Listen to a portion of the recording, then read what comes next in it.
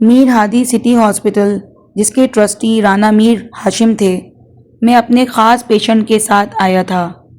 پورے ہسپتال میں ایک دیکھی سی ہلچل مچ چکی تھی۔ رانا میر ہادی اپنے بازوؤں میں ایک زخمی لڑکی کو اٹھا کر اندر لایا تھا، لا کر اسے اسٹریچر پر نرمی سے لٹایا۔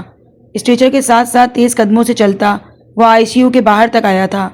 تمام رستے بے چینی سے اس کی نبض ٹٹولتا رہا تھا، جو بے حد دھیمی چلتی اب جیسے رکنے کو تھی۔ تمام ڈاکٹرز کی ٹیم حرکت میں آ چکی تھی جب وہ ایک جاننے والے ڈاکٹر کے دستوں گریباں ہوا تھا۔ ڈاکٹر عثمان، اگر اسے کچھ ہوا تو میں اس پورے ہسپتال کو آگ لگا دوں گا، سب کو زندہ جلا دوں گا میں۔ وہ شاید اپنے حواسوں میں نہیں تھا، تبھی بھیگی بھیگی پلکیں اور لال انگارہ آنکھیں لیے ڈاکٹر کے منہ کو آ رہا تھا۔ پیشنس رکھیں رانا صاحب، دعا کریں، زندگی اور موت تو اللہ تعالیٰ کے ہاتھ میں ہے۔ انشاءاللہ آپ کی وائف کو کچھ نہیں ہوگا۔ ڈاکٹر اس کا کندھا تھپتھپاتا او پی ڈی میں غائب ہوا۔ چوٹ سر پر لگی تھی، تبھی ہاسپٹل کے بڑے نیرو سرجن کو بھی بلا لیا گیا تھا۔ معاملہ رانا میر ہادی کا تھا، سو بلڈ کا انتظام بھی ہسپتال والوں نے پرسنلی کیا تھا۔ جب دوبارہ ڈاکٹر عثمان ایک پیپر ہاتھ میں تھامے اس کے پاس آئے تھے اور اس کی جانب پین اور فائل بڑھائی، رانا میر ہادی نے بھسم کرنے والے انداز میں ڈاکٹر کو دیکھا تھا۔ رانا صاحب، سرجری سٹارٹ کر دی گئی ہے میم کی، کنڈیشن تو بہت کرٹیکل ہے، پر ہم اپنے سر توڑ کوشش کریں گے انہیں بچانے کی۔ ابھی آپ یہ پیپر سائن کر کے فارمیلٹی پوری کر دیں۔ ڈاکٹر عثمان نے اسے نرمی سے سمجھاتے ہوئے خود ہی پیپر اس کے سامنے کیا۔ Sign here mister Rana. Doctor نے ہسبینڈ کے باکس کی جانب اشارہ کرتے ادھر انگلی رکھی۔ رانا میر ہادی نے غائب دماغی سے ادھر ہی سائن کر دیے۔ Doctor Usman I C you میں چلے گئے۔ آئی سی یو کے باہر وہ بینچ پر سر جھکائے بیٹھا فرش کو گھور رہا تھا جب علی حواس باختہ سا اس کے پاس آیا تھا۔ میر ہادی، علی نے اس کے کندھے پر ہاتھ رکھا، تب وہ تڑپ کر اس سے لپٹا تھا اور جوان ہونے کے بعد شاید پہلی مرتبہ رویا تھا۔ علی، میں ایسا کچھ نہیں کرنا چاہتا تھا، میں قاتل نہیں ہوں، جانتے ہو نا تم؟ یہ سب انجانے میں ہوا، غلط فہمی سے ہوا، تم جانتے ہو نا؟ کام ڈاؤن ہادی، پلیز سنبھالو اپنے آپ کو، سب ٹھیک ہو جائے گا۔ علی نے اس کے کندھے تھپتھپا کر اسے پرسکون کرنے کی کوشش کی۔ اس کی زندگی میں آنے والا یہ دھچکا، یہ حادثہ معمولی نہیں تھا۔ رانا میر ہادی کی دنیا تہ و بالا کر چکا تھا۔ ممتاز بیگم کی آہیں اور سسکیاں پورے گھر میں گونج رہی تھیں۔ ظفر یونی سے لے کر گھر تک لویزا کو ہر جگہ تلاش کر چکا تھا، مگر وہ کہیں نہیں ملی تھی۔ اپنے بابا کی میت پر وہ موجود نہیں تھی، اپنے بابا کا آخری دیدار بھی نہیں کر پائی تھی، جانے کدھر تھی۔ اقبال صاحب ہر فکر سے آزاد اپنے آخری سفر کو روانہ ہو چکے تھے۔ اب تو پورے محلے میں چیمگوئیاں ہونے لگی تھیں، مختلف آوازیں تھیں جنہیں سن کر ممتاز بیگم کا کلیجہ پھٹا جا رہا تھا، کہ جانتی تھیں کہ ان کی پھولوں سی با کردار بچی بالکل بے قصور ہوگی، یقیناً اس کے ساتھ کوئی انہونی ہوئی ہوگی۔ ارے ہوگا کسی یونی فیلو کے ساتھ معاشقہ۔ منہ کالا کر کے بھاگ گئی، اپنے باپ کی بھی پرواہ نہیں کی، مر گیا بیچارہ صدمے سے۔ غرض ہر طرح کی بکواس اس وقت جاری تھی۔ ممتاز بیگم خاموش تھیں، کیا کہہ سکتی تھیں کہ زمانے کی تو یہی روایت تھی، جیسے کہ حقیقت جانے بنا خود ہی توقعات اخذ کر لینا، من گھڑت کہانیاں بنا کر کردار سازی کرنا، خود ہی کسی کے کریکٹر سرٹیفکیٹ دیتے ہوئے اس کے ناپاک اور خراب ہونے کی ججمنٹ کر لینا۔ افسوس، صد افسوس، یہ جانے بغیر کہ کوئی کس تکلیف میں ہے، کن حالات سے گزر رہا ہو سکتا ہے، کوئی کتنا پریشان ہوگا۔ باوقار لوگوں کو بے وجہ ستانے کا، انگلیاں اٹھانا تو کام ہے زمانے کا۔ میر ہادی اور علی پاکستان کے top neuro surgeon doctor Abdul Hafeez کے کیبن میں موجود تھے۔ 6 گھنٹے کا طویل وقت لے کر انہوں نے ہی لویزا کے سر کے پچھلے حصے کی سرجری کی تھی۔ اب وہ کافی دیر سے لویزا کے سٹی اسکین اور کیے گئے ٹیسٹ کی رپورٹس کا معائنہ کر رہے تھے۔ رانا میر ہادی کی جان سولی پر لٹکی ہوئی تھی۔ اس کی جان جس عذاب میں جھونک دی تھی لویزا اقبال نے، وہ اسے چین نہیں لینے دے رہی تھی۔ کچھ اس لیے بھی وہ سخت جھنجلایا ہوا تھا، ان لوگوں یعنی ڈاکٹرز نے اب بھی کوئی تسلی بخش جواب نہیں دیا تھا۔ ڈاکٹر کیا ہوا ہے؟ پلیز مجھے بتائیں۔ وہ بچ تو جائے گی؟ آؤٹ آف ڈینجر ہے نا؟ پلیز ڈاکٹر بتائیں مجھے، میں اور پیشنس نہیں رکھ سکتا۔ میر ہادی نے اپنی سلگتی اور دکھتی کن پٹیاں سہلائیں۔ آپ کو پیشنس رکھنا پڑے گا رانا میر ہادی، کیونکہ آپ کی وائف کو کوئی معمولی زخم نہیں آیا ہے۔ ان کے بیک آف ہیڈ کی اسکل بون ڈیمیج ہوئی ہے اور اسکل بون کے ساتھ انر ہیڈ بھی انجریز آئی ہیں۔ سرجری کر دی گئی ہے اور یہ میریکل ہے، آپ کی دعاؤں کا نتیجہ کہ she is out of danger now. But doctor Abdul Hafeez نے متانت سے کہا، مگر کچھ کہتے کہتے جھجکے۔ میر ہادی کے چہرے پر سکون چھایا تھا۔ میر ہادی نے اپنے چہرہ ہاتھوں میں لیا اور ایک پرسکون لمبی سی سانس کھینچی، جبکہ علی ڈاکٹر کی وائف والی بات پر ہی شدید شوق کی کیفیت میں میر ہادی کو دیکھے جا رہا تھا۔ جانتا جو تھا لویزا اقبال میر ہادی کی کم از کم وائف نہیں ہے، ہو ہی نہیں سکتی۔ ڈاکٹر کے بٹ کہنے سے پھر دونوں نے بے تحاشا چونک کر ڈاکٹر کو دیکھا تھا۔ لیکن کیا ڈاکٹر بتائیں مجھے؟ دیکھیے مسٹر ہادی، وہ یا تو کومے میں جا سکتی ہیں یا پھر میموری لاس یعنی یادداشت جا سکتی ہے۔ وہ بھی کچھ کہا نہیں جا سکتا کب آئے بھی یا نہیں آئے۔ آپ حوصلہ رکھیے، میں نے یہی بتانے کو آپ کو کیبن میں بلایا تھا۔ ان کی رپورٹس یہی کہتی ہیں کہ ان کی یادداشت چلی جائے گی، مگر ہوش میں آنا شرط ہے۔ دعا کیجیے، اگلے 15 دن پیشنٹ کے لیے اہم اور حساس ہیں۔ اگر ہوش آ گیا تو ٹھیک، صرف یادداشت جائے گی، مگر ایٹ لیسٹ وہ ہوش میں تو ہوں گی، اور اگر ہوش نہ آیا تو کومے میں چلی جائیں گی۔ کتنے عرصے کے لیے کچھ نہیں کہا جا سکتا۔ ڈاکٹر کے ہر جملے، ہر لفظ پر میر ہادی کا چہرہ زرد پڑ چکا تھا۔ پیشنس رکھیں میر ہادی صاحب، ابھی تو کافی مرحلے ہیں جن میں آپ کو صبر و تحمل کا مظاہرہ کرنا ہوگا۔ ڈاکٹر نے متانت سے کہتے اس کے کندھے تھپتھپا کر اسے حوصلہ دیا اور پھر ICU کی جانب چلے گئے۔ میر ہادی کی آنکھیں پھر نم ہوئی تھیں۔ علی اسے دیکھے گیا۔ کون کہہ سکتا تھا سامنے بیٹھا شخص وہی بے حس اور لاپرواہ میر ہادی ہے جسے کسی چیز سے فرق ہی نہیں پڑتا تھا، جس پر کسی چیز کا اثر ہی نہیں ہوتا تھا۔ اب ایسا کیا ہو گیا تھا کہ وہ یوں ماہی بے آب کی طرح تڑپ رہا تھا؟ ہادی، تم نے نکاح کیا اس سے؟ علی نے سنجیدگی سے پوچھا۔ نو، ادھر بھی سرد و سپاٹ چہرہ لیے جواب دیا۔ اس کے فادر کی ڈیتھ ہو گئی ہے۔ علی نے پھر اس کا زخم تازہ کیا۔ جانتا ہوں۔ میر ہادی سامنے پڑی اس کی رپورٹس کو گھورے گیا۔ تو اب کیا میر ہادی، مرنے دو اسے یا چھوڑ دو اس کو اس کے حال پر؟ اسے مکمل طور پر برباد کر کے اب یہ سب کر کے کیا ثابت کرنا چاہتے ہو؟ علی تلخ ہوا۔ میری ایسی کوئی انٹینشن نہیں تھی، تم نے پریٹینڈ یہی کیا، عمل یہی کیا میر ہادی۔ علی نے اس کی بات کاٹ کر جتایا۔ شٹ اپ علی، مانتا ہوں میں نے بدلہ لینے کو اسے کڈنیپ کیا۔ ہاں تھا میرا غلط ارادہ، مگر میں نے اسے چھوا نہیں، میں اسے واپس بھیجنے والا تھا باعزت۔ جانتے ہو ہادی، میں نے اجالا کو کتنی مشکل سے سمجھایا، روڈ پر بے ہوش ملی وہ مجھے، تمہارے آدمیوں نے اس پر بھی تشدد کیا۔ علی تنی رگوں سے بتائے گیا۔ میر ہادی کا دل کیا ڈوب مرے اور شرمندگی کی اتھاہ گہرائیوں میں گرا۔ I am sorry for every thing. میں کیا کروں کہ سب پہلے کی طرح ٹھیک ہو جائے؟ رانا میر ہادی نے بے بسی کے احساس سے اپنے بال مٹھیوں میں جکڑے۔ جانتے ہو، جس دن وہ میر لاج آئی تھی، اس دن کے بعد وہ کسی ایک رات بھی سکون سے سو نہیں پایا، اور اب یہ سب، میں پاگل ہو جاؤں گا علی۔ وہ جو دولت کے نشے میں چور تھا اور جسے یہ گھمنڈ تھا کہ دولت سے ساری دنیا خرید سکتا ہے، آج اپنی ساری دولت دے کر بھی لویزا اقبال کو ٹھیک نہیں کر سکتا تھا۔ اور یہیں آ کر تو بندے کی بس ہو جاتی ہے اور شروع ہوتا ہے خدا کا جاہو جلال و عظمت کہ کل مختیار تو وہی پاک ہستی ہے۔ انسان سمجھتا ہے کہ وہ دولت سے ہر چیز پر قدرت اختیار کر سکتا ہے، مگر یہی اس کی سب سے بڑی بھول ہوتی ہے، غلط فہمی جس میں وہ مبتلا ہوتا ہے۔ اگر ہر چیز پر قادر تو محض اللہ تعالیٰ کی ذات ہے۔ بے شک۔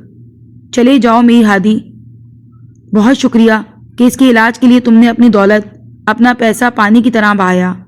اب اسے اس کے حال پر چھوڑ دو، پڑا رہنے دو اسے ہاسپٹل کے بستر پر، یا اگر ہوش آیا تو اسے اس کی پھپھو کے گھر پہنچا دوں گا میں۔ اگر انہوں نے بھی کئی راتیں باہر گزاری ہوئی لڑکی کو رکھنے سے انکار کر دیا تو دارالامان چھوڑ کر آؤں گا، عالی نے سنجیدگی سے کہا۔ میر ہادی کے ماتھے پر ان گنت بل آئے۔ شٹ اپ عالیان، آج تو یہ بات کی ہے، آئندہ مت کرنا۔ وہ میری وجہ سے اس حال میں پہنچی ہے، اب میری ذمہ داری ہے۔ جب تک مکمل صحتیاب نہیں ہو جاتی نا، وہ کہیں نہیں جا سکتی، نہ اسے کہیں کوئی لے کر جا سکتا ہے۔ وہ میرے پاس رہے گی، وہ جب تک ٹھیک نہیں ہو جاتی۔ میں اپنے کیے کا مداوع کرتے ہوئے اس کی دیکھ بھال کروں گا۔ جب ٹھیک ہو جائے گی مجھے ساری سزا سنا کر جہاں مرضی جائے۔ ابھی اسے کوئی میرے پاس سے نہیں لے جا سکتا، کوئی بھی نہیں۔ اس کا صدا کا ضدی لہجہ عالی کا دل کیا ماتھا پیٹ لے۔ کس حیثیت سے میر ہادی، کس حیثیت سے رہے گی وہ تمہارے پاس؟ ذرا مجھے بھی تو پتہ چلے۔ جو ڈاکٹر سمجھ انسانیت کی حیثیت سے۔ میر ہادی کا سرسراتا لہجہ فوراً اس کی بات کاٹا اور اب لاپرواہ سا تھا۔ میر ہادی کبھی میری بات نہیں مانتے یار، کبھی تو مان لیا کرو۔ حویلی میں پتہ چلا تو عالی جھنجھلایا۔ مجھے کسی کی پرواہ نہیں، رانا میر ہادی کسی سے نہیں ڈرتا۔ میر ہادی نے پھر اس کی بات سکون سے کاٹی، جیسے سب کچھ پہلے ہی طے کر کے بیٹھا ہوا ہے۔ رانا میر ہادی، ڈرتے تو ہو؟ عالی نے گہری نگاہ اس لاپرواہ ڈھیٹ بنے شخص کو گہری نگاہ سے دیکھا، جو اپنی تمام تر اچھائیوں برائیوں سمیت اس کا بچپن کا دوست تھا، جس کی رگ رگ سے وہ واقف تھا۔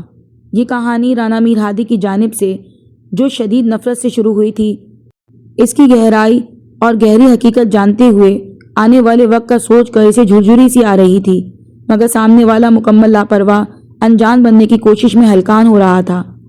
ہاں، مگر زندگی میں پہلی مرتبہ عالی سے بار بار نگاہیں بھی چرا رہا تھا۔ کیا مطلب عالی، وضاحت دو؟ میر ہادی نے پھر دوسری جانب دیکھتے اس سے پوچھا۔ کچھ نہیں میر ہادی، آنے والے وقت سے تو کم از کم ڈرو۔ عالی نے اسے مبہم الفاظ میں سمجھانا چاہا۔ وہ آنے والے وقت میں ہی دیکھا جائے گا، فی الحال بھابھی پر توجہ دو، شادی قریب ہے، مجھے میرے حال پر چھوڑ دو عالی، وہ کہتا وہاں سے اٹھا تھا۔ عالی بھی اس کے پیچھے اٹھ کر اس کیبن سے باہر نکلا۔ عالی، مجھے بتائیں لویزا کہاں ہے؟ کیا کیا اس فرعون نے اس کے ساتھ؟ مجھے بتائیں، وہ زندہ بھی ہے کہ مار ڈالا اس وحشی درندے نے اسے؟ بتائیں مجھے۔ نہ بتایا تو ابھی کے ابھی میں پولیس اسٹیشن چلی جاؤں گی، میں اسے جان سے مار ڈالوں گی۔ اجالا کو سکون آور انجیکشن دیا گیا تھا۔ کئی گھنٹوں کے بعد اب جب وہ ہوش میں آئی تھی، کب سے چیخ رہی تھی، چلا رہی تھی، شدید پینک ہوتی پھوٹ پھوٹ کر رو رہی تھی۔ مسٹر حمزہ اور ان کی بیگم فوزیہ، اجالا کے ممی پاپا بے تحاشا پریشان تھے، اور اب جب عالیان ان سے ملنے آیا تو اس نے حمزہ اور فوزیہ کو تسلی دی تھی کہ وہ اسے سنبھال لے گا، مگر اس کے سامنے آتے ہی وہ پھر ہذیانی سی ہو کر چلائے جا رہی تھی۔ اجالا سنبھالو اپنے آپ کو، میں بتاؤں گا وہ کہاں ہے اور کس حالت میں ہے، پہلے خاموش ہو، بالکل چپ۔ عالی نے اسے بازوؤں میں تھاما۔ عالی، اگر مجھے ذرا سا بھی شک ہوا کہ اس سب میں آپ نے ذرا سا بھی اس کا ساتھ دیا ہے یا اس میں ملوث ہوئے تو میں جان لے لوں گی، اپنی یا آپ کی جان لے لوں گی، چھوڑ دوں گی آپ کو، مجھے کھونا پڑے گا آپ کو۔ وہ پھوٹ پھوٹ کر روتی چلائے گئی اور عالیان مرزا کے پیروں نیچے سے زمین کھینچی۔ وہ تڑپ ہی تو گیا تھا اس کی باتوں پر۔ ہے اجالا، مجھے کیوں دوش دے رہی ہو یار، خود کو اور مجھے کیوں اذیت دے رہی ہو؟ میرا کوئی تعلق نہیں اس سب سے، سنا تم نے؟ میرا کوئی واسطہ تعلق نہیں۔ عالی نے اسے سینے میں بھینچا۔ خبردار اجالا، جو ایسی بات آئندہ منہ سے نکالی میں بہت برا پیش آؤں گا، سنا تم نے؟ عالی مرزا نے اسے جھنجھوڑ کر ہوش دلانے کی کوشش کی۔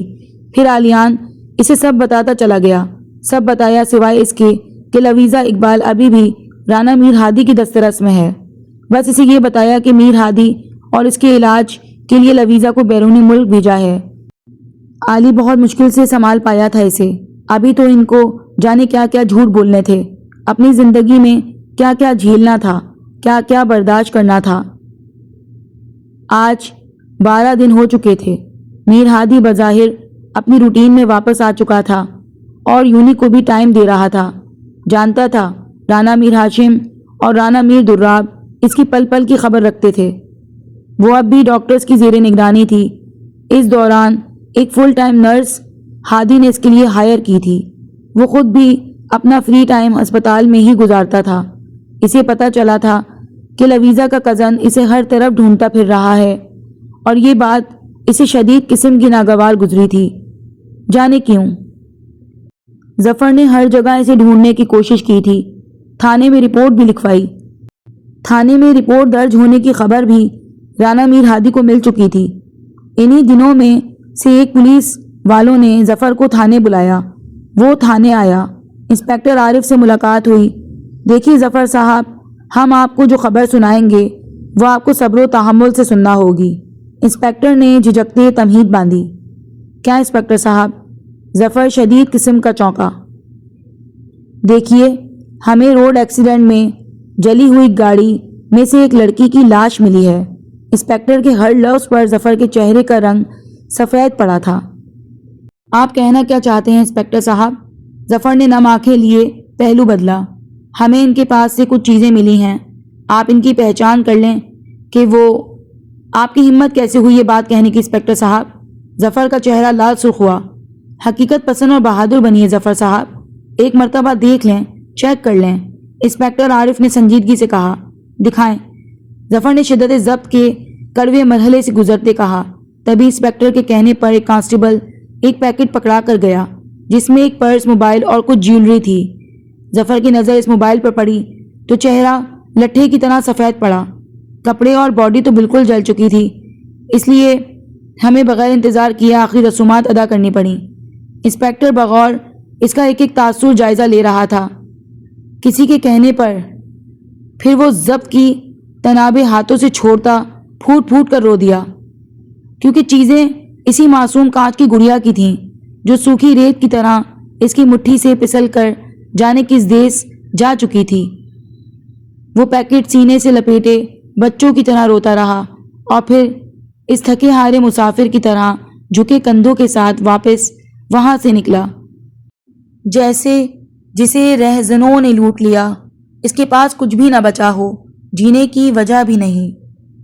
تسلی کر لینے کے بعد کہ وہ جا چکا ہے، انسپکٹر عارف نے کال ملائی جو کہ دوسری بیل پر ریسیو کر لی گئی۔ دوسری جانب سے ٹو دی پوائنٹ غمگین آواز آئی۔ کام ہو گیا چھوٹے سائیں، یقین کر لیا اس نے آسانی سے، انسپکٹر نے اطمینان کرایا۔ گڈ کہہ کر خاموش ہوا۔ سر آپ نے کہا تھا کہ میں یہ بھی نوٹ کروں کہ اس کے کیا تاثرات تھے، تو وہ اتنا بڑا مرد بچوں کی طرح رو رہا تھا، لگتا بہت گہری چوٹ تھی، انسپکٹر نے دلچسپی سے کہا، مگر سامنے والے کے ماتھے پر بے شمار بلائے تھے۔ Shut up inspector, to the point بات کیا کرو، گو ٹو ہیل ود ہم۔ اب مجھے یہ چیپٹر کلوز چاہیے، ہمیشہ ہمیشہ کے لیے۔ رانا میر ہادی کا دل میں جانے کیوں جلن کی ایک انوکھی سی ٹیس اٹھی تھی، تبھی پھنکارا تھا۔ اوکے سوری چھوٹے سائیں، انسپکٹر گڑبڑایا۔ یہی اپڈیٹ دینی تھی۔ آپ بے فکر رہیں، یہ چیپٹر کلوز ہی سمجھیں کیونکہ رپورٹ کلوز کر دی گئی ہے۔ گڈ، رقم اکاؤنٹ میں پہنچا دی جائے گی، یہ کہہ کر فون رکھ دیا گیا تھا۔ ایک مرتبہ پھر ایک رئیس زادے نے قانون کو خریدتے انصاف کی دھجیاں بکھیری تھیں، مگر یہ زمینی ناخدا ایسا کرتے ہی بھول جاتے ہیں کہ جب خدا انصاف کرتا ہے تو بڑے بڑے ظالم جھک جاتے ہیں، ٹوٹ جاتے ہیں۔ وہ یونی کی کینٹین میں غائب دماغی سے بیٹھا گہری سوچ میں تھا جب فون رنگ ہوا۔ وہ چونکا کیونکہ فون پرسنلی طور پر ڈاکٹر عبدالحفیظ کا تھا۔ اس کے چہرے پر سایہ سا لہرایا، یہ سوچ کر کہ وہ ٹھیک تو ہے۔ فوراً فون یس کر کے کان کو لگایا۔ Yes doctor, is everything all right? Mir Hadi بے چین ہوا۔ آف کورس مسٹر ہادی، بلکہ ایک گڈ نیوز ہے، آپ کی وائف کو ہوش آ گیا ہے۔ ڈاکٹر کی خوشی سے قبریز آواز گونجی، مگر میر ہادی کے پیروں نیچے سے زمین کھسکی تھی۔ آنے والے وقت کا سوچ کر، یہ سوچ کر کہ وہ اس سے کتنی نفرت کرے گی۔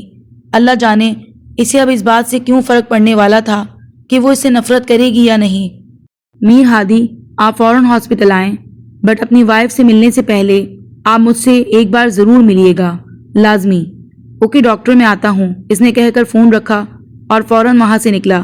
دل و دماغ میں جیسے ایک جکڑا ایک طوفان سا چل رہا تھا۔ گاڑی نے ہوا سے باتیں کی تھیں۔ 1.5 گھنٹے کا سفر وہ 1.25 گھنٹے میں ہی طے کر کے ہاسپٹل پہنچا تھا۔ ڈاکٹر حفیظ کے کہنے کے مطابق وہ سب سے پہلے انہی کے ہی پرسنل کیبن کی جانب آیا تھا۔ السلام علیکم ڈاکٹر حفیظ، وہ کہتا ہلکی ناک کر کے اندر داخل ہوا۔ او آئیے مسٹر ہادی، بیٹھیں۔ ڈاکٹر نے اس سے مصافحہ کیا۔ میر ہادی سامنے رکھے صوفے پر بیٹھ گیا۔ یس ڈاکٹر، بتائیے کیا کہنا چاہتے تھے آپ؟ وہ ہمہ گوش ہوا۔ مسٹر ہادی، آپ پیشنس رکھیے گا، جو بھی بات کروں گا میں، ڈاکٹر نے سنجیدگی سے کہا تو وہ چونکا۔ وہ ٹھیک تو ہے نا ڈاکٹر؟ میر ہادی نے پہلو بدلا۔ ڈاکٹر نے سامنے بیٹھے شخص کو غور سے آبزرو کیا۔ ایبسلیوٹلی شی از آل رائٹ، لیکن وہ اپنی یادداشت مکمل طور پر کھو چکی ہیں۔ ڈاکٹر حفیظ نے کہا تو میر ہادی پریشان تو ہوا، مگر دل میں کہیں ایک کمینی سی خوشی بھی ہوئی، جانے کیوں، اور شاید کبھی واپس بھی نہ آئے، مگر ہم علاج جاری رکھیں گے کہ ان کی یادداشت واپس آ جائے۔ آپ انہیں پرانی باتیں یاد کروانا، واقعات ان جگہوں پر لے کر جانا جہاں وہ پہلے جاتی رہی ہیں آپ کے ساتھ، تو میں بھی ہو سکتا ہے کہ ان کی میموری واپس آ جائے۔ رائٹ ڈاکٹر، زبان سے ادا کیا مگر دل سے نہیں۔ کبھی نہیں ڈاکٹر کہ اس کی یادداشت لوٹ کر آئے تو میر ہادی خود کو کٹہرے میں کھڑا پاتا۔ اور جو مین پوائنٹس اور بہت ہی اہم باتیں بتانے کے لیے میں نے آپ کو پرسنلی بلایا وہ یہ کہ اس وقت وہ بہت ہی حساس حالت میں ہیں، ابھی بھی انہیں انتہائی نگہداشت کی ضرورت ہے۔ ان کا مینٹلی اسٹیٹ بہت نازک مرحلے سے گزر رہا ہوگا۔ ایک ہسبینڈ ہونے کے ناطے آپ کو پیشنس رکھنا ہوگا۔ وہ 100 طرح کے سوال پوچھیں گی، آپ کو ہر صورت 100 طرح کے ہی جواب ہی دینے ہوں گے۔ انہیں مطمئن کرنا ہوگا، وہ سب کچھ بھول چکی ہیں، ہو سکتا ہے یاد کرنے کے لیے پینک کریں۔ آپ کو سنبھالنا ہوگا، کیئر کرنی ہوگی، ذہن پر زیادہ زور نہیں ڈالنے دینا، خود ہی ہر بات کا جواب دینا ہوگا آپ کو۔ ایک ذرا سا ڈپریشن اور ٹینشن ان کی زندگی اور صحت کے لیے بہت بڑا خطرہ بن سکتی ہے۔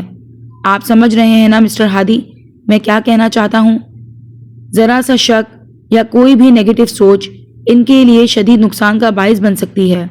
ڈاکٹر نے کہا تو اس نے اس بات میں سر ہلایا۔ مگر میں یہ کہنا چاہتا ہوں کہ اس وقت آپ کی بے تحاشا توجہ، محبت اور کیئر کی ضرورت ہے۔ ایک بچی کی طرح ٹریٹ کرنا ہوگا ان کو۔ آپ کر پائیں گے؟ ڈاکٹر نے گہری نگاہوں سے اس کا جائزہ لیا۔ یس ڈاکٹر، 2 لفظی جواب تھا، مگر پختہ ارادوں کو ظاہر کرتا چٹانی سا مضبوط لہجہ تھا۔ ایک ڈاکٹر ہونے کی حیثیت سے میں ہر ایک بات آپ کو کھول کر بتا دینا چاہتا ہوں کہ بعد میں آپ کو کسی پریشانی کا سامنا نہ کرنا پڑے۔ یس ڈاکٹر، سے آئی ایم لسننگ کیئرفلی، میر ہادی نے اطمینان سے کہا تھا۔ ڈاکٹر حفیظ نے ہنکارا بھرا۔ ابھی کیونکہ وہ مینٹلی اور فزیکلی بہت ہی زیادہ ویک ہیں تو آپ کو ان کی کیئر کرتے ہوئے، مطلب ہسبینڈ ہونے کے ناطے، ابھی کچھ عرصہ آپ ان سے فزیکلی ریلیشن میں نہیں بنا سکتے۔ ڈاکٹر کی بات پر میر ہادی نے بری طرح پہلو بدلا تھا۔ چہرے نے لہو چھلکایا، جبکہ ڈاکٹر نے انتہائی دلچسپی سے اس کا بلش ہوتا چہرہ دیکھ لیا۔ یس ڈاکٹر، میں کروں گا کیئر اس کی۔ اب کیا مل سکتا ہوں اسے؟ اس نے تقریباً جبڑے بھیج کر کہا تھا۔ ڈاکٹر حفیظ کہا لگا کر ہنس پڑے۔ اس نے اچنبھے سے ڈاکٹر کو دیکھا۔ جائیے مسٹر ہادی، آپ ملیے، مگر ان کے سوالات سے اریٹیشن کا شکار مت ہوئیے گا، کیونکہ ان کے ذہن میں کوئی یاد نہیں تو وہ سوال پوچھ کر جاننے کی کوشش کریں گی۔ ڈاکٹر حفیظ نے ایک مرتبہ پھر یاد دہانی کروائی۔ یس ڈاکٹر، شیور۔ اس نے اس بات میں سر ہلاتے یہاں سے اٹھنے میں ہی عافیت سمجھی۔ میر ہادی دروازے تک آ کر رکا تھا۔ اب تک تو گھنٹے بھر سے باہر بیٹھ کر ذہن میں باتیں اور واقعات ترتیب دیتا رہا تھا جو اس کی من گھڑت تھی اور جو اندر جا کر اس کو سنانی تھیں۔ اپنی کنپتیاں سہلائیں، کیا بولے کیا سنائے جس سے وہ بالکل مطمئن ہو جائے۔ اب ڈاکٹر اسے اس کا ہسبینڈ مان چکے تھے، یقیناً اسے بھی بتا چکے ہوں گے، تو وہ کیسے مکر جاتا؟ تب ذہن نے ایک کہانی ترتیب دی تھی۔ وہ بھیجے جبڑوں، لرزتے قدموں کے ساتھ آہستگی سے ڈور کھول کر اندر داخل ہوا تھا۔ سامنے ہی وہ بیڈ پر نیم دراز، سر پٹیوں میں جکڑے ہوئے، بے چینی سے ہاتھوں کی انگلیاں چٹکاتی برسوں کی مریضہ لگ رہی تھی۔ رانا میر ہادی کی چال میں واضح لرزش تھی۔ لویزا بڑے غور سے اسے دیکھ رہی تھی۔ وہ قریب آ کر کرسی پر بیٹھا۔ لویزا اسے غور سے دیکھے گئی، یا شاید پہچاننے کی کوشش کر رہی تھی۔ اس کی نگاہوں کی تپش میر ہادی کو جیسے پگھلا رہی تھی۔ کیسی ہو؟ وہ پوچھ بیٹھا۔ آپ میر ہادی ہیں نا؟ کمزور سی آواز آئی۔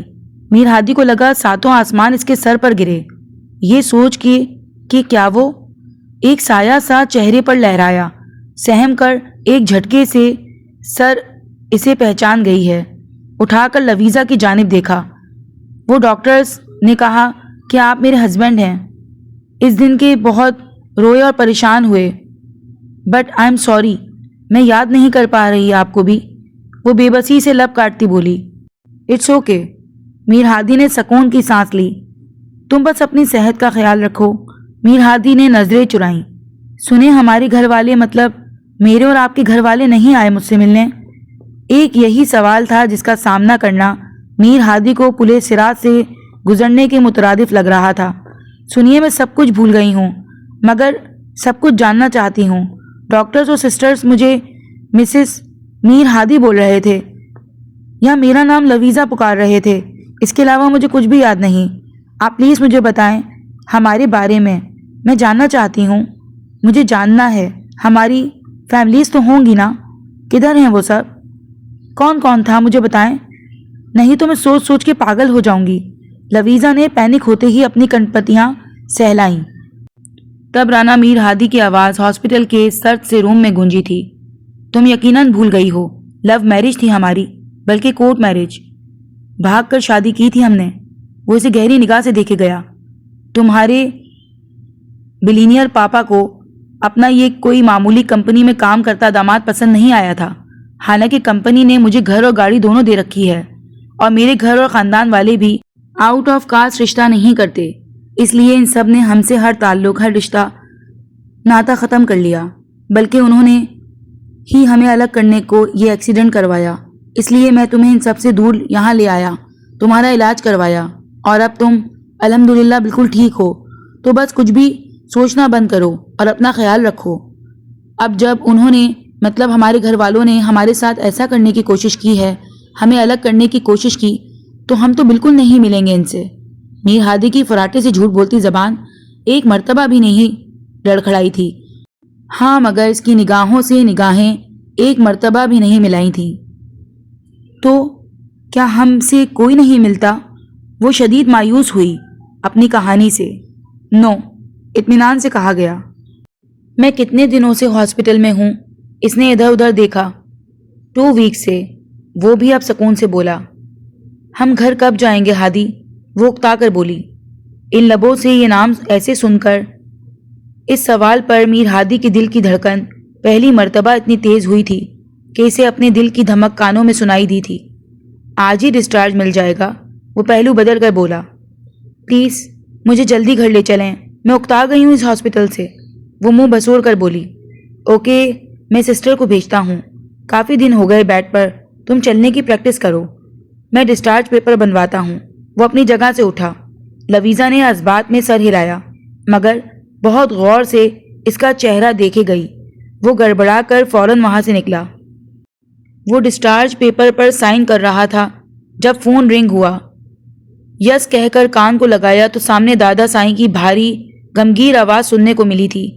کیوں برخوردار، شہر میں تمہاری کون سی بیوی پیدا ہو گئی ہے جس کا علاج کرواتے پھر رہے ہو؟ جانتے ہو نا رانا میر ہادی، ہمارے خاندان کے رسم و رواج، روایت بھول گئے کہ یاد کرواؤں کہ حویلی میں تمہاری خاندانی بیوی موجود ہے؟ اور وہ کون ہے وہ لڑکی؟ کہاں سے اٹھا کر لائے ہو اسے؟ رانا میر ہاشم کی پھنکار سنائی دی تو اس کی تیوری پر بھی بے شمار بل آئے۔ جیسا آپ سمجھ رہے ہیں ویسا کچھ نہیں ہے دادا سائیں، بھروسہ رکھیں، حویلی آؤں گا تو سب بتا دوں گا، اور اس سے زیادہ وضاحت بھی نہیں دوں گا آپ کو۔ اس کا بھی اکھڑ لہجہ تھا، باپ دادا کی طرح۔ رانا میر ہادی کون سا کم تھا؟ چھوٹے سائیں، اگر کھیلنے کو پاس کھلونا ہو تو جب وہ ٹوٹ جائے تو اسے پھینک دیتے ہیں، اس کی مرمت نہیں کرواتے پھرتے۔ دادا سائیں جانے کیا سمجھ رہے تھے، پر وہ جو سمجھ رہے تھے اس نے میر ہادی کا دماغ گھما ڈالا تھا۔ آپ کو لگتا ہے میں ایسے شوق پالوں گا؟ وہ دانت پیس کر بولا، کیونکہ آج تک اس نے اپنے بڑوں کے نقشے قدم پر چلتے ہوئے شراب و رنگین محفل سے ہی سیر حاصل کیا تھا۔ ایک شراب کے بعد شباب تھا جس میں اسے آج تک کوئی دلچسپی نہیں رہی تھی۔ اوہ، دادا صاحب نے ہنکار بھرا، ہمیں تو کوئی اعتراض نہیں ہوتا اگر تم یہ شوق پالتے بھی رانا صاحب۔ اب بھی کوئی اعتراض نہیں اگر صرف یہ ایک شوق ہی ہے۔ اس سے آگے بڑھنے کی اجازت تمہیں ہرگز نہیں ملے گی رانا میر ہادی۔ ان کا بھی لہجہ گمگیر تھا۔ رانا میر ہادی کو آگ لگی۔ میرے معاملات سے دور رہیں دادا سائیں۔ جب کوئی سچ مچ کی شکایت ہوئی یا آپ کی بات میں وزن ہوا تو بولیے گا، نہیں تو مجھے میرے حال پر چھوڑ دیں، مہربانی ہوگی آپ کی۔ وہ مجھ پر نظر رکھنا بھی بند کریں۔ یہ جو بھی مخبر ہیں آپ کے، مجھے پتہ لگ گیا کون ہے تو زندہ گاڑ دوں گا زمین میں، چاہے آپ کے کتنے بھی وفادار کیوں نہ ہوئے۔ اسی لیے بول رہا ہوں، میرے معاملات سے دور رہیں اور اپنے آدمیوں کو بھی بول دیں مجھ سے الجھنے کی غلطی نہ کریں۔ رانا میر ہادی کا تیز باغی سا لہجہ، جسے سن کر ہمیشہ رانا میر ہاشم کو خوشی ہی محسوس ہوتی تھی، آج بھی سینہ اکڑ کر تن سا گیا، مگر پھر بھی اسے خبردار کرنا ضروری تھا، سو وہ کر کے فون رکھ چکے تھے، مگر انہیں اب احتیاط کے طور پر اپنے وفاداروں کو میر ہادی جیسے طوفان سے ذرا دور ہی رکھنا تھا۔ وہ روم میں آیا تو وہ سسٹر کا ہاتھ تھام کر آہستہ آہستہ چل رہی تھی۔ دیکھے میں چل پا رہی ہوں آدی۔ اسے دیکھتے ہی وہ بولی تو میر ہادی نے سر ہلا کر اسے وش کیا۔ چلیں، میر ہادی نے کہا تو لویزا نے مڑ کر اس کا اپنی جانب بڑھا ہوا ہاتھ دیکھا۔ چلیں بول کر لویزا نے اس کا ہاتھ تھاما۔ سسٹر انہیں یہ شال اچھی طرح اڑا دیں۔ میر ہادی نے ایک شاپر کی جانب اشارہ کیا۔ سسٹر نے اچھی سے شال سے اڑائی اور احتیاط میر ہادی نے اس کا چہرہ بھی چھپا دیا۔ آہستگی سے چلتی اس کے ساتھ باہر آئی۔ میر ہادی نے اسے گاڑی کی فرنٹ سیٹ پر بٹھایا اور آج خود ڈرائیونگ کی۔ راستے بھر گاڑی میں خاموشی چھائی رہی۔ میر ہادی نے چور نگاہوں سے اپنے پاس بیٹھی اس لڑکی کو دیکھا جو سیٹ سے سر ٹکائے آنکھیں موندے لیٹی تھی، مگر جانے کیا یاد کرنے پر آنکھیں کھول کر سیدھی ہوئی۔ ہادی، کیا میرے پاپا بہت ناراض ہیں مجھ سے؟ سوال تھا کہ ہتھوڑا جو میر ہادی کے اعصاب پر برسا تھا، مگر اس کی زندگی اور صحت کے لیے جانے کتنی کڑی آزمائش سے گزرنا تھا۔ یہ تو بس ابھی شروعات تھی۔ ہاں بہت، اور وہ ناراض ہو کر ہم سے دور بھی چلے گئے ہیں۔ میر ہادی نے ضبط کے کڑے مراحل طے کر کے بولا۔ کدھر؟ وہ بے چین سی ہوئی، یا شاید مسکین کی روح بے چین تھی۔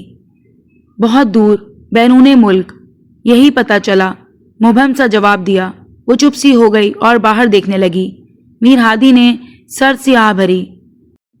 کون سمجھے گا تیری آنکھوں کی پیچیدگیاں، کیسے سلجھیں گے تیری زلفوں کے الجھے ہوئے غم، کیا عجب ہے کسی بات پہ تیرے ہونٹ ہلیں، کتنے اٹکے ہوئے بھٹکے ہوئے رکتے ہوئے دم۔ گاڑی میر لاج کے پورچ میں رکی تھی۔ وہ جلدی سے اتر کر اس کی جانب آیا اور گارڈز نے ایک حیرت انگیز نظارہ دیکھا کہ ان کے چھوٹے سائیں رانا میر ہادی نے لویزا کی جانب آ کر اس کے لیے دروازہ کھولا۔ وہ اس کی ہمراہی میں میر لاج کے اندر داخل ہوا۔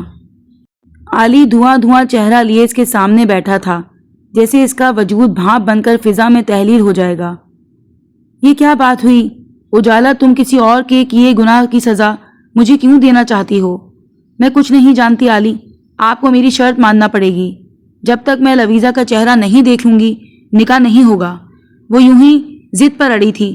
حالات کے پیش نظر عالی نے اصرار کیا تھا اور ایک دن بعد اجالا کے مما بابا نے ان کا سادگی سے نکاح ہونا طے کیا تھا، مگر یہ سنتے ہی اجالا نے ایک ہنگامہ کھڑا کر دیا تھا اور یہ ضد لے کر بیٹھی تھی کہ جب تک وہ لویزا کو نہیں دیکھے گی نکاح نہیں ہوگا۔ اجالا، یہ کیا ضد ہے؟ تم جانتی تو ہو علاج کے لیے۔ بس کر دیں عالی، جب نہیں بولا جاتا جھوٹ تو بولنا بند کریں۔ آپ کی آنکھوں میں صاف لکھا ہے کہ آپ مجھ سے کچھ چھپا رہے ہیں۔ جہاں تک میرا اندازہ ہے وہ یہ کہ 15 دن بیت چکے ہیں۔ وہ کون سا علاج ہے جو ابھی تک نہیں ہوا؟ سچ بتائیں مجھے، نہیں تو یہ نکاح نہیں ہوگا۔ میں کسی صورت لویزا کے بغیر یہ نکاح نہیں کروں گی۔ اب کی بار وہ پھوٹ پھوٹ کر روئی تھی علی نے بے بسی سے لب کاٹتے اسے دیکھا اور جھٹکے سے اٹھ کر باہر گیا۔ اجالا نے بھی بری طرح اپنے لب کاٹے تھے۔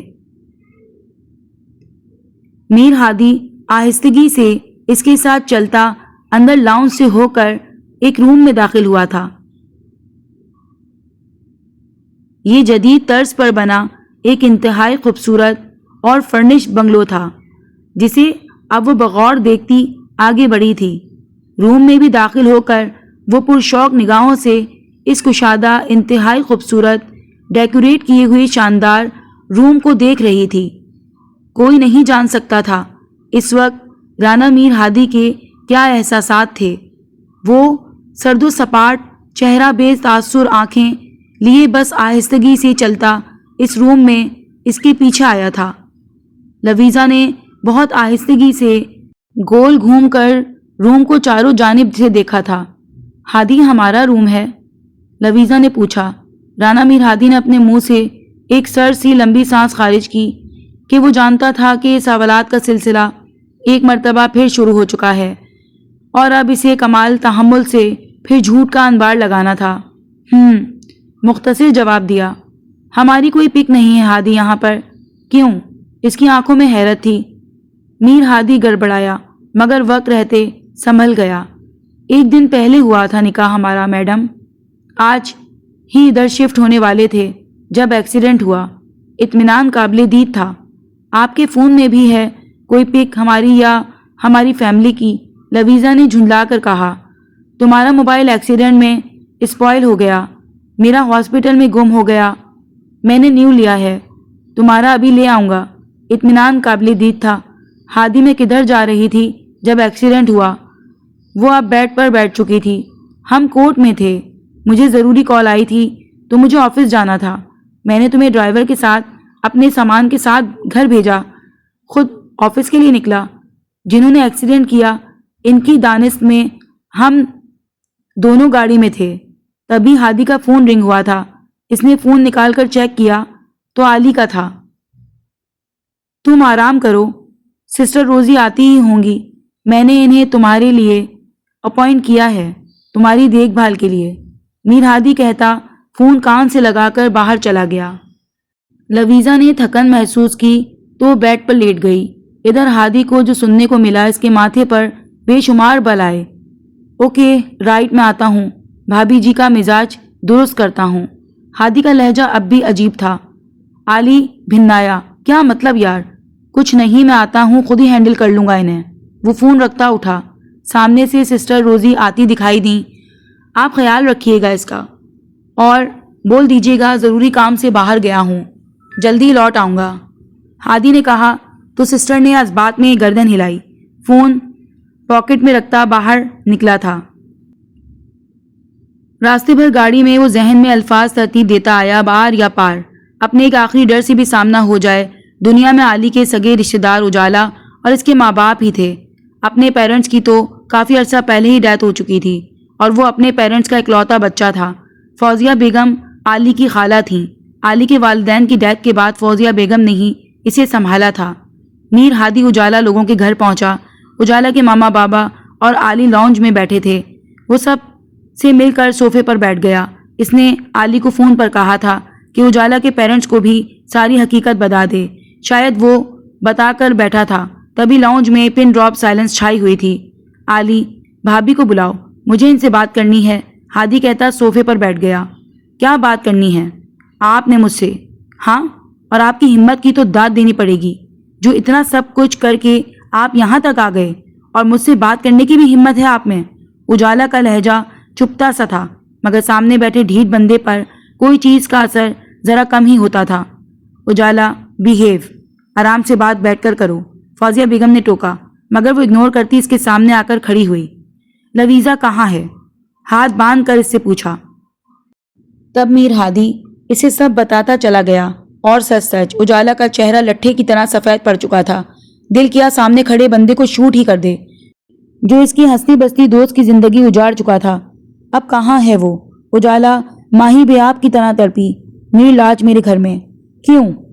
اجالا صدمے سے گنگ ہی تو ہوئی تھی اس کی ڈٹھائی اور دیدہ دلیری پر۔ اجالے نے آئی برو اچکائی۔ کیونکہ اس کی یادداشت جا چکی ہے اور بائی مسٹیک وہ مجھے میر ہادی کی زبان لڑکھڑائی۔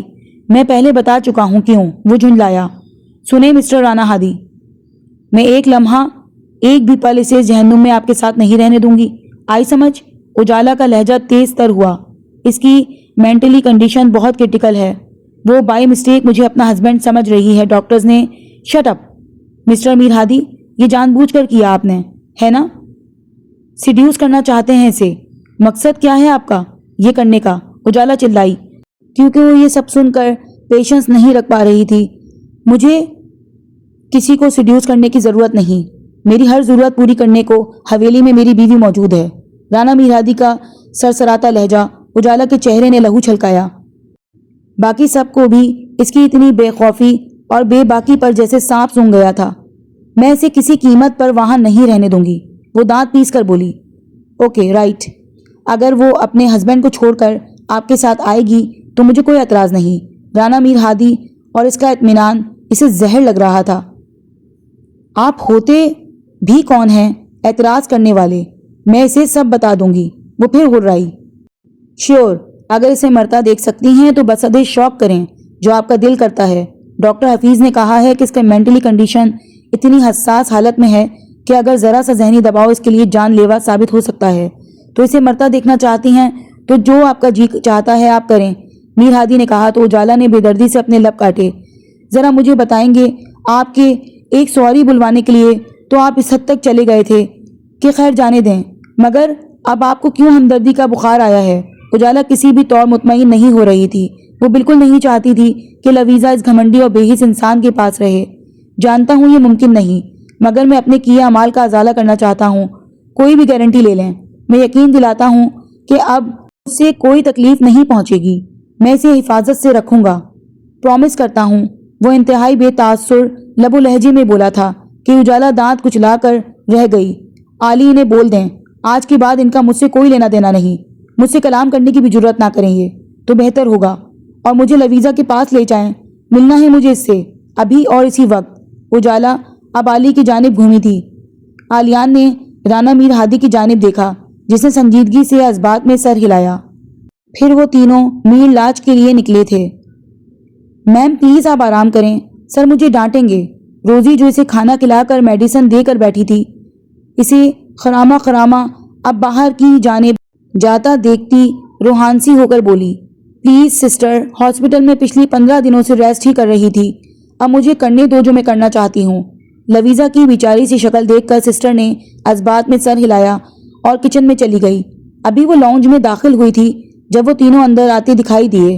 اجالا اسے دیکھ کر اس کی جانب لپکی تھی، اسے بھینچ کر گلے سے لگایا اور وہ رو دی۔ لویزا کی آنکھوں میں حیرت تھی، اس نے سوالیہ نگاہوں سے میر ہادی کی جانب دیکھا، وہ بے اختیار نگاہیں چرا گیا تھا۔ کافی دیر بعد اجالا بھیگی پل کے لیے پیچھے ہٹی تو لویزا اسے انجان نگاہوں سے غور سے دیکھ رہی تھی۔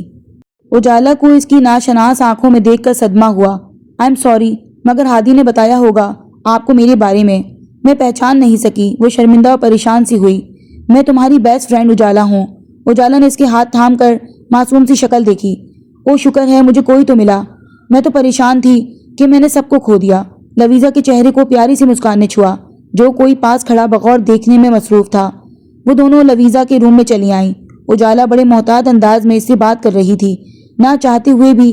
جو کہانی میر ہادی نے سنائی تھی اس کے مطابق اب اس کی صحت اور زندگی کا سوال تھا۔ میر ہادی اور عالی اسٹڈی میں جا چکے تھے۔ پھر ڈنر کا وقت ہو گیا تو ان چاروں نے ہی ڈائننگ ہال میں ڈنر کیا۔ نہ جانے کیوں مگر لویزا کو ماحول ہر طاری غیر معمولی خاموشی، عجیب سا تناؤ محسوس ہوا۔ وہ یہ بھی نوٹ کر چکی تھی کہ اجالا میر ہادی سے مخاطب تو دور کی بات اس کی جانب دیکھ بھی نہیں رہی ہے۔ کھانا کھا چکی تو اجالا لویزا کے ساتھ باہر لان میں چلی آئی۔ لویزا پلیز میرے ساتھ میرے گھر چلو، اجالا نے بے بسی کے احساس سے اپنے لب کاٹتے اس کے ہاتھ تھام کر کہا تھا۔ عالی اور میر ہادی جو کہ باہر آ رہے تھے، ہادی یہ بات سن کر ٹھٹک کر رکا تھا، ماتھے پر ڈھیر سارے بل آئے۔ غسیلی نگاہوں سے اس ضدی لڑکی کو دیکھا جو کہ اس یار کی زندگی نہ ہوتی تو وہ کب کا ان گستاخیوں اور بدتمیزیوں پر اس کا مزاج درست کر دیتا۔ لویزا کو حیرت ہوئی تھی، مگر ہاں تم بالکل فکر مت کرو، میں اب بالکل ٹھیک ہوں۔ ہادی میرا بہت خیال رکھتے ہیں، جلد ہی انہی کے ساتھ لگاؤں گی چکر میں، اور اب تو شادی بھی ہونے والی ہے تو اس میں بھی شرکت کروں گی۔ لویزا نے سہولت سے منع کیا تو اجالا جذبز ہوئی۔ لویزا سمجھنے کو کوشش کرو، تمہیں میرے ساتھ رہنا چاہیے۔ اجالا سمجھا نہیں پا رہی تھی، اسے تبھی آنکھیں نم ہوئی تھیں۔ میں سمجھ سکتی ہوں، انہوں نے مجھے تم لوگوں سے چرا لیا، یہ سب بہت جلد اور اچانک ہوا، قبول کرنا تھوڑا مشکل ہے، اور مجھے لگتا ہے اسی وجہ سے تم انہیں پسند نہیں کرتی، مگر اب جو بھی ہے یہی میرا گھر ہے اور مجھے اپنے شوہر کے گھر رہنا چاہیے۔ لویزا نے اسے اپنی سمجھ کے مطابق رسان سے جواب دیا۔ اجالا نے ایک نفرت بھری گھوری سے میر ہادی کو نوازا، جو اب لویزا کے منہ سے یہ سب سن کر جیسے مطمئن سا ہو کر لاپرواہی سے وہاں کھڑا تھا۔ چلیں؟ اجالا لویزا کے گلے ملی، عالی نے اس کے سر پر ہاتھ رکھا اور وہ دونوں چلے گئے۔ لویزا کافی دیر انہیں جاتا دیکھتی رہی۔